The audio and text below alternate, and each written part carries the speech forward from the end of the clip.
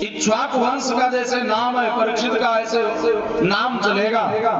और परीक्षित जी महाराज दशरथ नंदन भगवान श्री राघवेंद्र की तरह राज्य का पालन करेंगे। इनकी राज्य में कोई दुखी नहीं रहेगा और दानी इतने बड़े होंगे कि शिव दधीच इत्यादि की तरह दानी होंगे, अपना सर्वस्व लुटा देंगे। इनके राज्य में कोई दुखी नहीं रहेगा, सब इनके यश कीर्ति का गायन करेंगे। और एक बार तक्षकादात्मनो मृत्युम द्विजपुत्रो विसर्जितात्, तक्षक सांप काटेगा ऐसा श्राप लगेगा इन्हें, और जिसके फल स्वरूप ये गंगा के तट पे जीते जी पहुंच जाएंगे। 7 दिनों में कथा को सुनेंगे और मुक्ति को प्राप्त कर लेंगे।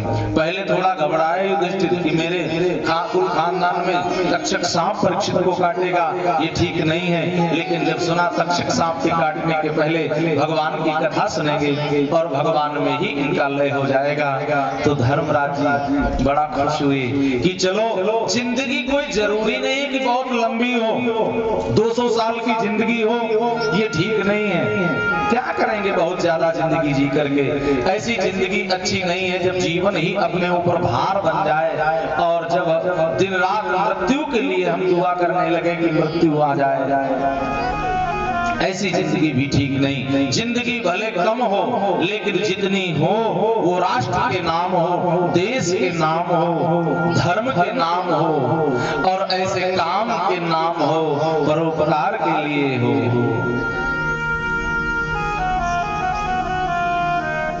नाम तो काम की वजह से होता है। बहुत से ऐसे लोग हैं जो आज भी शरीर से नहीं लेकिन हम लोगों के बीच में जिंदा है, जो राष्ट्र के लिए अपने तन का त्याग कर देते हैं, जो धर्म के लिए बलिदान हो जाते हैं, उनका नाम तो हमेशा हमेशा लिया जाता है। परीक्षित जी महाराज धीरे धीरे बड़े होने लगे, ब्राह्मणों को दान पुण्य करने के बाद इधर बड़े होने लगे। सुखदेव जी महाराज कहते हैं, सुख जी महाराज कहते हैं, हे सौनकादिक ऋषियों, संप्रस्थिते द्वारिकाया जिष्णो बंधु दिदृक्षया ज्ञातं च पूर्ण श्लोकस्य कृष्णस्य च विचेष्टितम्। समय अपना रंग बदलता है, कलयुग का आगमन होने वाला है, द्वापर का अंत। भगवान द्वारिकाधीश की अब इच्छा क्या है ये जानने के लिए धर्मराज जी ने अर्जुन को द्वारिकापुरी को भेजा, जाओ द्वारिका नाथ का संदेशा लेके आओ, मेरे लिए क्या आज्ञा। इधर अर्जुन का गमन हुआ और अर्जुन को गए धीरे धीरे 1 महीना बीत गया, 2 महीना बीत गए, 3 महीना बीत गए, 4, 5, 6 महीना बीत गए। और इधर धर्मराज जी का मन लगता नहीं है राजपाट में, क्योंकि जब कुछ करने के लिए निकलते हैं तो अपशगुन होने लगे। अच्छा, जीवन में कोई घटना अगर घटनी होती है तो उसके आने के घटना के चाहे कुछ शुभ होने वाला हो तो संकेत मिलते हैं, कई बार स्वप्नों में भी दिखाई पड़ने लगता है। और कुछ अगर अशुभ होने वाला है जीवन में घटना तो उसके भी संकेत हमें पहले से ही मिलना शुरू हो जाता है। धर्मराज जी को अब ऐसा लग रहा है मन उच्चाटित सा हो गया है, कहीं मन लग नहीं रहा है। जब राज्य में निरीक्षण करने निकलते हैं तो जो स्त्रियों की मांग सिंदूर से भरी रहती थी, बिंदी चमचमाती थी, उन माथों पर अब बिंदी नहीं शोभायमान हो रही है, वो दुखी दिखाई पड़ी। राज्य में अपने घूमते हुए गए तो देखा एक जगह पर एक कुआं 4 कुओं को भर रहा है, और आगे गए तो क्या देखा कि 4 कुआं मिलकर के एक कुएं को नहीं भर पा रहे हैं। एक कलयुग में ऐसा ही होगा, 4 बेटों का लालन पालन एक बाप आसानी से कर लेगा, लेकिन वही 4 बेटा जब बड़े हो जाएंगे, पढ़ लिख जाएंगे, नौकरी सर्विस करेंगे, तो वही 4 लोग मिल करके भी बूढ़े माँ बाप की सेवा कलयुग में नहीं कर पाए। आज तमाम ऐसे परिवार हैं कि बच्चे इतना पढ़ लिख करके विदेश चले गए, वहां रह रहे हैं। वहां जाना बुरा नहीं है, लेकिन जब एक माँ को सहारे की जरूरत पड़ती है, बूढ़े बाप को सहारे की जरूरत पड़ती है, तब उन्हें एक भी कोई चीज ला करके कोई देने वाला ना हो, ऐसा जीवन ही बेकार हो जाता है। धन की ललक हमारे आपके जीवन में बनी रहे ठीक है, लेकिन धन की भूख प्यारों इतनी मत बढ़ाना अपने हृदयों में कि अपनों से ही बहुत ज्यादा दूर रहना पड़े कि अपने अपनों के काम ना आ पाए। जननी और जन्मभूमि स्वर्ग से भी बढ़कर के सुख होता है इनके चरणों में। बेटा परेशान आता है, अगर माँ के पास उदास है तो माँ कैसी भी हो, माँ अपने बच्चे को रोता हुआ बिलखता हुआ जब देखती है ना, बच्चा चाहे जितना बड़ा हो जाए, अब माँ अपने आंचल में सिर को ले लेती, बेटा क्या बात है, बहुत परेशान।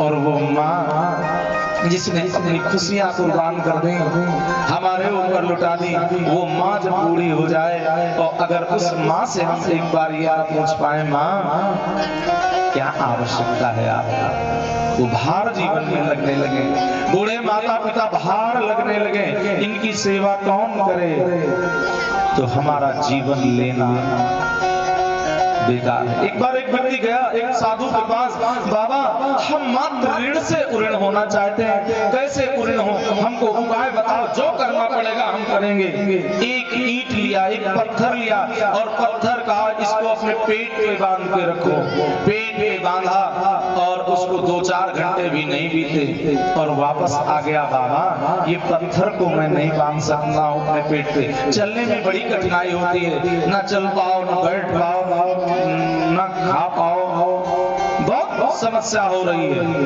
ये 1 किलो का वजन मैं पेट में बांध के नहीं घूम सकता।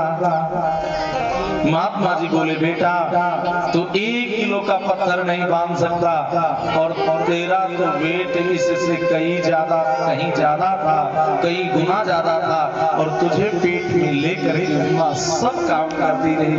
अरे तू माँ के ऋण से पूर्ण होना चाहता है, व्यक्ति सारे ऋणों से पूर्ण हो सकता है, लेकिन माता के कर्ज से कभी भी कोई नहीं पूर्ण हो सकता।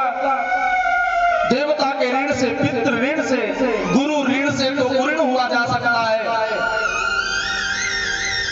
लेकिन माता के ऋण से कोई पूर्ण नहीं हो पाया।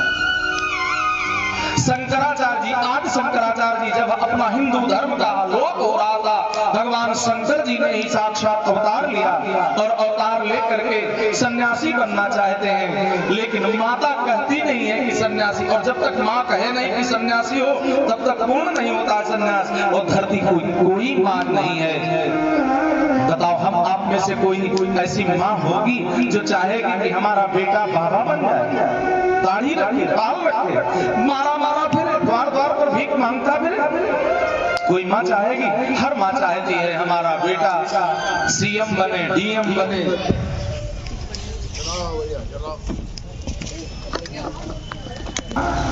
महात्मा हो जाए, लेकिन फिर भी महात्मा होते हैं और आज भी होते हैं, ऐसी बात नहीं। बहुत पढ़ाई करने के बाद भी बहुत लोग सर्विस को त्याग करके, सेवा से इस्तीफा दे करके और चले जाते हैं, महात्मा बन करके भजन करने लगते हैं। आज भी बहुत सारे लोग ऐसे मिल जाएंगे आपके।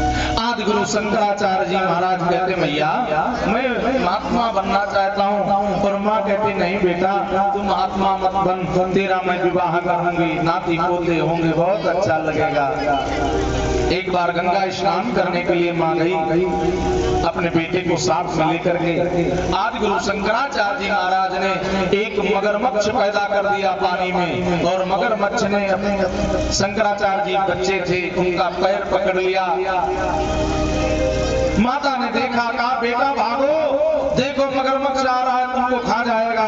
माता अब ये मगरमच्छ हमको पकड़ लिया है, अब ये छोड़ेगा नहीं। माँ ने कहा मैं क्या करूं? माता मैं कहता रहा आपसे कि मुझे बाबा होने दो, महात्मा बनने दो, आप नहीं मानी, अब आज तो ये मुझे खा जाएगा। शायद मुझे महात्मा बना देती तो मुझे मगरमच्छ न खाता। माँ रोने लगी। माँ ने कहा बेटा अगर मेरा जिंदा रहता तो बहुत कृपा रहती भगवान की। बेटा ये मगरमच्छ क्या कह रहा है? मगरमच्छ कह रहा है या तो बाबा हो जाओ और नहीं तो मैं तुमको खा लूंगा। माता ने कहा जाओ अगर ऐसी ही इच्छा है। तो रोते हुए माँ ने आदि गुरु शंकराचार्य जी के लिए कह दिया सन्यासी भव। बेटा जिंदा रहेगा तो कभी कभी देखने को ही मिल जाएगा और जिंदा ही नहीं रहेगा तो हमको मिलेगा कहाँ? धरती पे रहे जिसमें सुख है वही ठीक। अब जब वो मगर माया का गायब हो गया, शंकराचार्य जी जल के बाहर निकले, माँ को प्रणाम करके चलने लगे। माँ ने अपने बच्चे को सीने से लगा दिया। आप सोचो जरा उस माँ के ऊपर क्या बीत रही होगी जो माँ गई थी गंगा स्नान करने। उसे क्या मालूम था मेरा बेटा यहाँ से मुझसे बहुत दूर चला जाएगा और हमेशा हमेशा के लिए दूर जा रहा हो जिसका बेटा, वो माँ क्या करेगी? माता बिलक बिलक के रोने लगी। तो शंकराचार्य ने अपने माँ के सिर के ऊपर हाथ फेरा और कहा माँ तुम मुझसे वरदान मांग लो, क्या चाहिए जो तुम्हारी इच्छा हो सो मुझसे आज मांग लो। माता बोली बेटा जिंदगी की तो कोई तमन्ना नहीं रही है, लेकिन मैं चाहती हूँ जब मेरा प्राणांत हो जाए तो मेरा सन्यासी बेटा आकर के मेरी चिता को आग लगाए। माँ चली गई और जब भी माँ के द्वार पर कोई महात्मा आता माँ दौड़ के झटके से द्वार पर आ जाती। एक बार शंकराचार्य ही पहुंच गए और आवाज लगाई माँ तो भिक्षा दे। माता झट से द्वार पर आ गई। बाबा अब पहचान नहीं पाई, माँ बूढ़ी हो गई थी। माँ बोली बाबा आओ आओ मैं आपको भोजन कराऊं। माँ मैंने संन्यास लिया है, गृहस्थी में प्रवेश नहीं करूंगा, यही जो कुछ ला करके देना है दे दो। माँ गई झट से लेकर के आई और बोली बेटा एक बात कहें, हमारा भी बेटा सन्यासी हो गया और वो बेटा पता नहीं आज कहाँ होगा। अब तो जो महात्मा मिलता है उस महात्मा में हम अपने बेटे को ही देखते हैं। मेरे बेटे की छवि उसमें दिखाई पड़ती है। शंकराचार्य जी मुस्कुराए, बोले माँ ये तो बहुत अच्छी बात है, पहले तो तुम्हारा एक ही बेटा था, अब तो संसार के जितने महात्मा हैं वो सब तुम्हारे बेटा हो गए। तुम कितनी सौभाग्यशाली वाली, तुम्हारा बेटा सब में तुम्हें नजर आता है। और अंत में शंकराचार्य जी ने ये किया भी। माँ का जब देहावसान हो गया, शंकराचार्य जी को खबर मिली तो सब कुछ छोड़ करके यद्यपि सन्यासी किसी के मरने में नहीं जाता है, लेकिन शंकराचार्य ने अपनी माँ की अंत्येष्टि क्रिया की। तो कहने का अभिप्राय मेरे भाई, अगर धरती का स्वर्ग है तो भगवान राम भी कहते हैं लक्ष्मण अब स्वर्णमयी लंका नमे लक्ष्मण रोचते जननी जन्मभूमिश्च स्वर्गादपि गरीयसी। पृथ्वी का स्वर्ग तो माँ के या तो आंचल में होता है या तो अपनी जन्मभूमि में होता है।